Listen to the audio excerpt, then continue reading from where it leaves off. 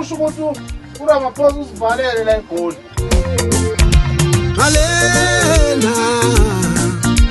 Ale sendaba wemama ngalena. Thank you for watching and subscribing. Sibusiso Mkhize is the star of the show today. Beshwane, I give you the stage. Awusibekeleke bafumlando. Kwaqalaphi? Ukuphi? Yasho. Sekunje.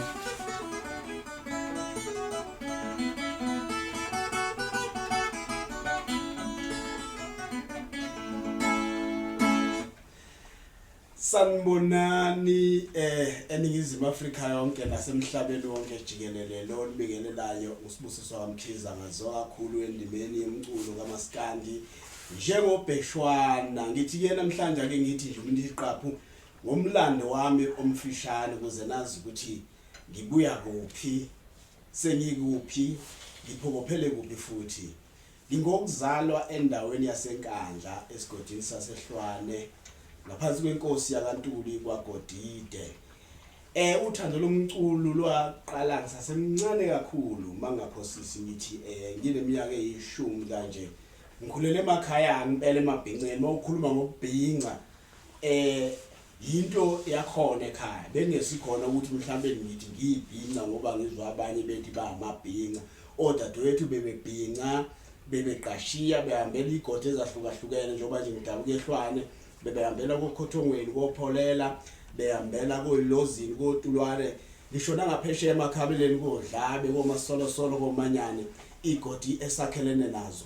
So ke lento le ikimbi ngaphakathi so kutheke ngeminyaka yama early 90s ngisasemncane impela kwenzeka ukuthi bekunomfowethu wayeshada ngonyaka 1993 uThulazi uMthwishi.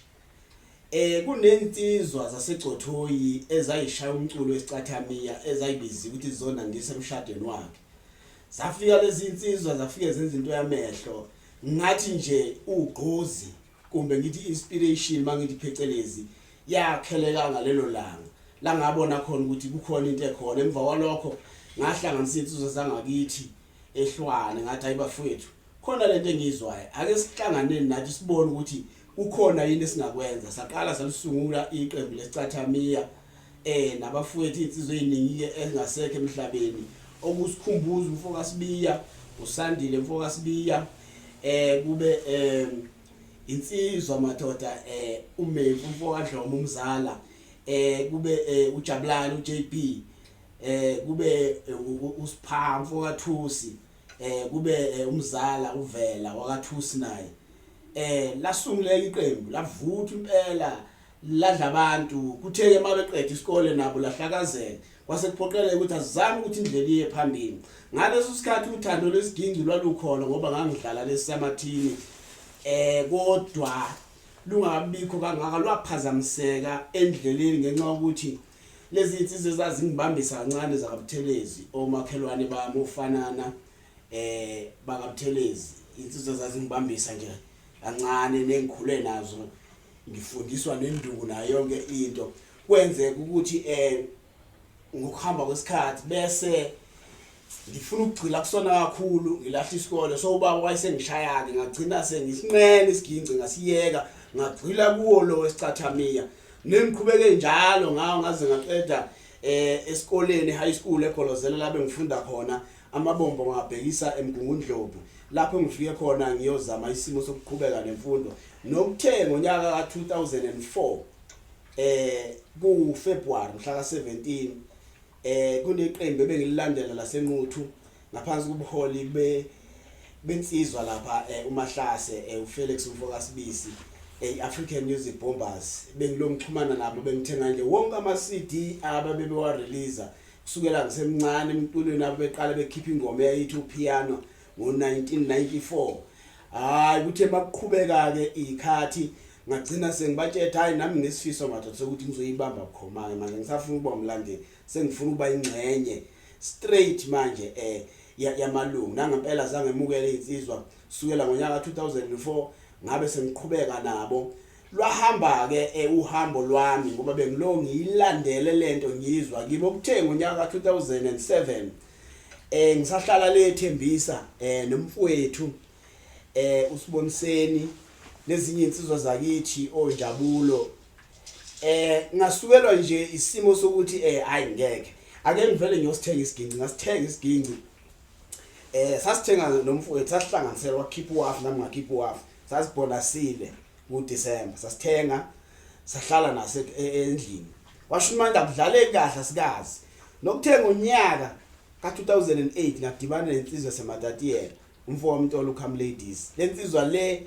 yayihamba izindli intambo ngezwe kusiphuzela inwele ekhanda mangizwa umuntu oyedlala intambo ngale yandlela ayi samcela sathi ayimfowethu awusondela wasondela ayi insizwa yakithi ngiyayithanda lento ngiyafuna ukufunda wathi unazo isiginci ngangabe ngisasho ukuthi angisidonse endlini ngamnikeza wasithatha wasisetha wathi ayike sizokwenza inhlelo ukuthi siqale sifundisane manje nokwasuka lapho ke onyakeni ka2008 silo siyibambile wangifundisa unyaka wonke ka2008 ngangisesikoleni nangonyaka ka2009 the ngonyaka ka2009 wathi hayi ngiyabona ukuthi khona lento le la usiya khona manje asisankwankwazi sesiyaqala siyakhuluma manje wathi yithi ngibuse kwezinye insizwa ngixhumanisa noMbuzeni mfoka Mkhize hayi ngafike ngahlangana nayo insizwa sasebenza nayo kakhulu wathi uMbuzeni nondoda ukuze ubone izinto zihamba kanjani iza la wenza ama baking game sasibheka noma vela noThami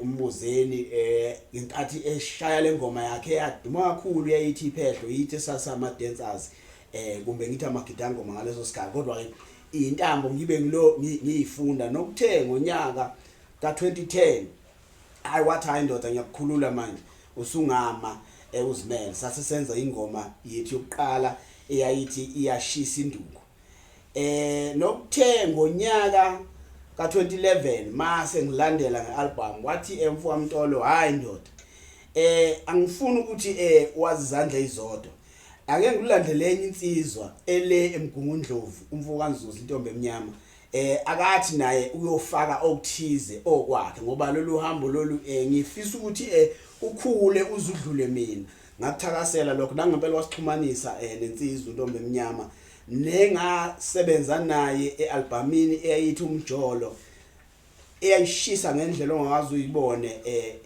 leyo album leyo abantu abaningi bayithakasela kuze kube imanje kuwonke ama album engawenza ayikho ialbum abantu abathi mabeyikhumbula bayikhumbule njengaleyo album eyayithi umjolo ineyingoma ezazithi msuyithinta esinqeni intombi yami leyo yaba nesasa selikhulu kakhulu saqhubeka ke nomfowethu kaNzuza sasebenza nokuthe usuka ngo2013 kwaba khona nje isimo sokuthi ngime nginga-release style 2013 2014 2015 2016 2017 2018 2019 ngo2019 ngase ngibuya ke ngale album le ethi Amabala elandelwe isingle engiyikhiphe ngonyaka odlule ngesikhathi seCovid eqinisela ngibuka isimo ke sokuthi lesifo lesesikhona siye sathinta abantu ngeindlela eziningi leyo ngoma leyo yangifikela kwi lockdown yokuqala ye21 days nalapho khona engabona khona ukuthi abantu abaningi abathintekanga nje mhlawumbe emnothweni kuphela kumbe nasempilweni kepha nasebudlelwaneni bathinteke kakhulu ngoba abanye basebevalelekile bengasakhona lokuyobona izithanda zabo eindaweni ezithize abanye bevaleleke nakwamanye amazwe kwavalwa izikole kwavalwa amafemu kwenzeka nje into esasingakazi siyibone emlandweni soke sathinteka sonke ngase ngithinteka nami ngathi hayi ithi ngibhale nami ngosiba lwengoma ukuthi hayi nami ngafika ngenza okuthize emlandweni kwalesikhathi ngenze ngoba phela umculo nje basucula ubamba iqhaza eliningi nasekushiyeni umlando wezinto ezazenzeka njengoba nangesikhathi sobandlululo kuneyingoma esithi masiyilalele zayiculwa abafowethu ababephila ngaleso sikhathi abasishiyela umlando ukuthi kwakwenzekani ngalesikhathi bezwakalisa imizwa yabo ejulile ngezinto ezithile ezazibaphethe kahle noma ezazingabaphethe kahle so ke nje umculo uhamba ubambe lelo khazi empilweni. Ngizothi ke njengamanje bafowethu ngibhizi nenye EP yami ezophuma madozane nje kuwo lonyaka njengoba ngikhuluma nani ku-August ziyishumi enyangeni ka-2001 ezophuma mangaphosisi makhambe kahle yonke into. Ngiyacabanga ukuthi iyothi mangabe iphela inyanga kaSeptember kuyobe sekukhona seniqala nikuzo. Ilokho nje engithanda ukusho bafowethu ngigqugquzele mhlawumbe nabasakhulu ukuthi le ndlela le yomculo iluhamba.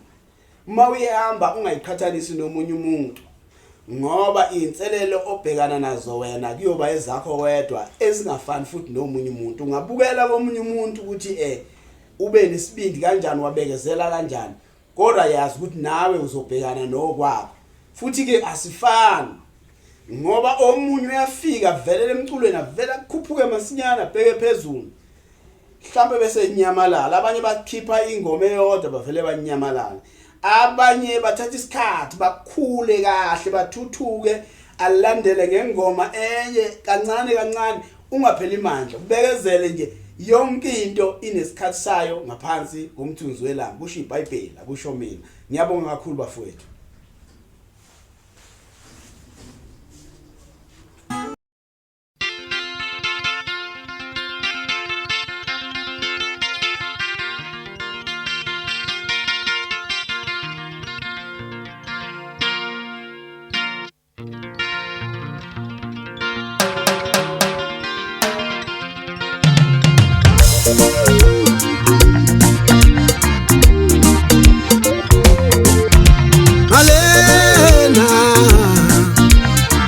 Wale sentaba we mama ngalena wale sentaba we mama wale sentaba kubona ithemba lami oyoyemfike la visando sami wale sentaba kubona ithemba lami oyoyemfike la visando sami wolinda komgqibelo ofika ngo7